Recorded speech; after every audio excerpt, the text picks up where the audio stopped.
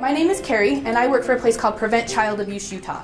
And my job is to go all over Utah and go into the different classrooms and talk to kids about the different types of child abuse. So we're going to write down some definitions today about what child abuse is so we can understand it, because sometimes we hear that word, but we don't really know what that means. And then tomorrow when I come back, we'll be able to watch a movie that will help us understand how child abuse might happen and what you can do to get help if you need help, okay? I heard about Prevent Child Abuse Utah in graduate school, and I knew when I started in an elementary setting, I wanted to involve them in my program. I remember a situation that I was directly involved in where some students were in an unsafe situation, and because of their program, it empowered them to speak up, and they're now in a safe situation. And that is why I support Prevent Child Abuse Utah, and think that partnering with our schools has been a good thing. So 3 years ago, I was wife and mother. I just had a brand new baby. I was married to my best friend, and I sent my kids to school.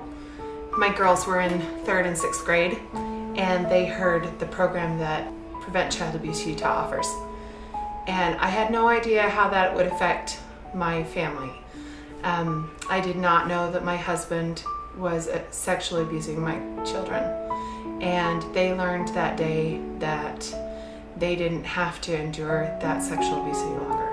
When I was presented this program, I was 12 years old, and mostly what caught my attention was that it was a crime, that something like this wasn't normal, because for me it was normal, and it happened a lot, and so it was completely new to me that something like this didn't happen to everybody, and it wasn't just in everybody's home.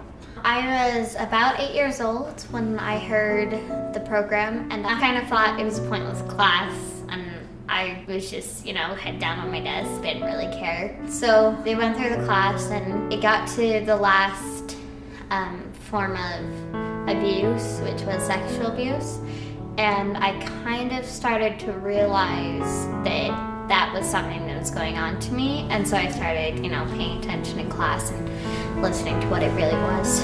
What I love about PCAU's program is how age appropriate it is. It was really important for my daughters to be able to understand this vital information at an age appropriate level. Oh, I see a lot of thumbs up. Can somebody raise their hand and tell me, how can you tell that this is a safe picture? Yeah. So we're going to practice our safety rules. So I want you to remember our safety rules. Listen to your uh-oh feeling, say no, and go tell. Sometimes children don't know it's abuse. I know that seems kind of crazy to you at your age, but sometimes children don't understand that what's happening is wrong or abusive, because that's how they've been raised. Without the program, I would have never known that this thing was a crime. I remember raising my hand and asking her if these people always went to jail, and she said, not with these other types of abuses, but with sexual abuse, then yes.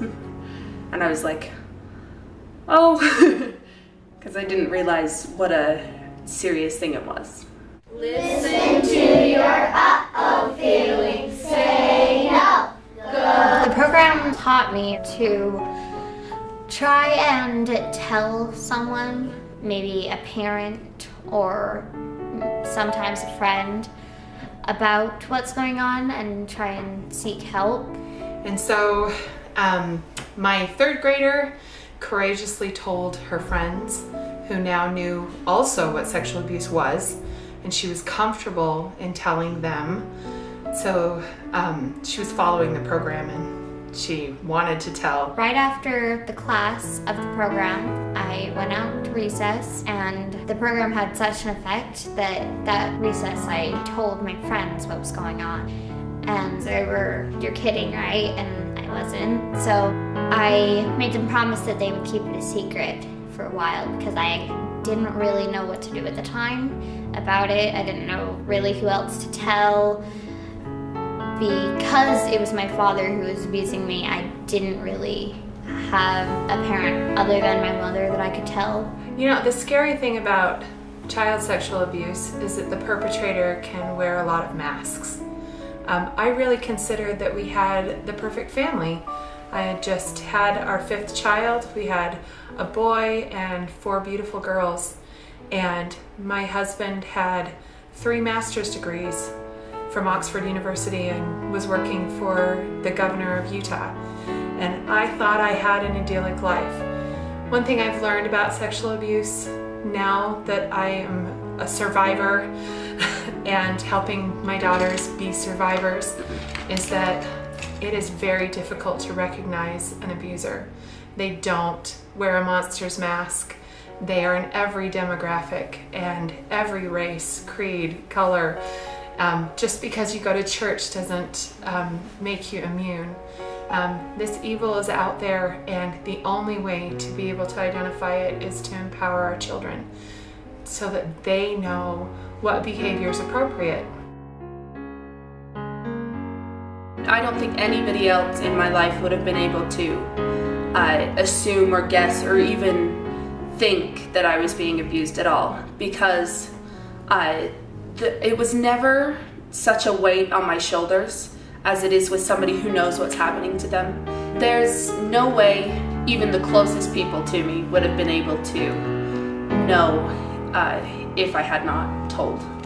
That day in school was the most important day of school that they had that entire year or in their life, because of how it helped empower them to tell their story. And it is vital. This program is vital to children, to be able to help them understand that they don't have to endure any kind of abuse. Physical, mental, verbal, sexual, neglect. I'm just so grateful for PCAU. I'm so grateful that they went into that school and told my daughters that they didn't have to